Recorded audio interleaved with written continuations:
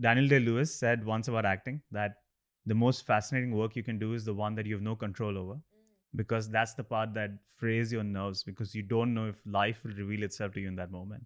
Absolutely. Would you agree? Do you ever get this feeling that the best work you do on stage is the one that you have no control over, or it's often subconscious? Oh, for sure. And I think with me, the plays that I don't rehearse, like say for instance, Shmool, or last year I did this play called A Sleepover from Hell. I did not know what I was actually going to do on stage. So I had no control over it, in the sense that I like knowing what I'm going to do. I like knowing what to expect. But with this, like backstage, I was just standing there like, okay, I'm just gonna go and I'm just gonna do what I feel like, and then whatever happens, happens. And when it comes to that, I feel that's where I feel the most alive. And when that happens, when you're really aware of your surroundings and yourself and your body and your emotions, that's where you're really the most authentic. Does that make sense? It does make sense.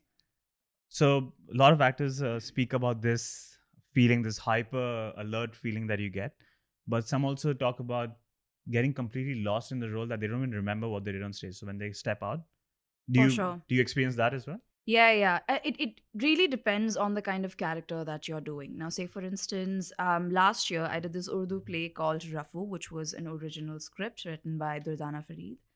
And in that, I was not really playing a character of a person. I was kind of playing, I would say, a metaphor or a concept. A concept of innocence or purity and abandonment and pain and suffering and the longing for something, but she does not really know what she's looking for. So when it came to characters like that, I genuinely did not know what happened on stage. Like I remember right before going onto stage, um, I was just in this zone because the play begins uh, with her committing suicide. So that was the zone that I was in. And after that, I just do not remember anything. I remember walking in, there was red light on me, and then that's it. And there have also been plays where I know what's happening on stage, but in the middle of the moment, I zone out, and whatever happens, happens. And then I go backstage and I literally pass out. Like I faint. And there was this one specific play that I did in Manipal where that happened, and I had to actually wait backstage till all of my co-stars came back, because the play was just a full length and it just went on, and I was the only person backstage that finished with my scenes midway. So yeah, Why do you pass out? I don't know. I think I was really overwhelmed.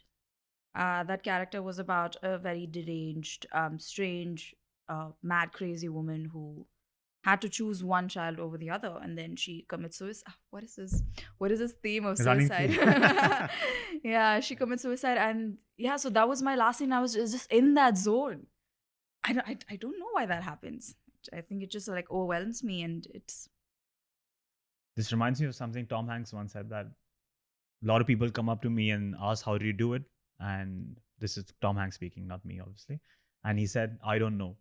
Because one, I actually don't know. And two, if I sat down to think about it, then I wouldn't be able to do it ever again. yeah, for sure, Yeah, yeah. very similar. Okay, so there's a follow-up question in this, and I really apologize for going so abstract so early. It's only been 2 minutes, 3 minutes, so this is a new record. But I get this feeling that when you play your roles on stage, do you think there's more to it than just playing a DMV clerk, a struggling actor, an art therapist?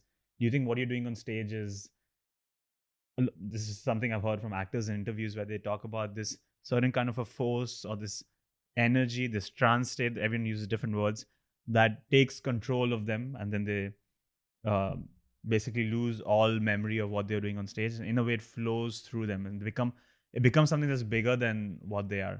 Does this make sense to you, or is this getting too abstract? Very true. No, no, not abstract at all. The stage is my temple. I've always believed that. And it's like the faith that I have in the stage is like nothing else. I know that once I put my step forward onto that, it will always forever hold me. And whenever I will need help, it will help me. And that's where I feel like the energy kind of flows. Like sometimes you remember going on stage, but after that, whatever happens just happens. And it's not, sometimes I feel it isn't me, it is someone else. Like when I did Shmool. So Shmool is about a clown that goes on to that goes on to put a performance about, you know, an old man and a clock and the conversation that they have with each other, and how the clock tries to convince the old man how he actually has unlimited time, and with that time that you really need to make that one dress that you've always wanted to make. And with that play, I took help from my grandfather, who's not with me anymore, but I knew that he was there. I knew that he would have loved it for sure. So that kind of motivated me to kind of just go through with it. Even the end of the play, rather, when the clown comes back and, you know, unmasks herself. You know, the whole performance is done with. She comes back, she looks into the mirror, she's vulnerable, and she's just trying to like take or peel layers off of her, and to show herself who she really is, and to try to relive those moments of her her mom's last voice message that she got before her mom passed away. And I mean, that is kind of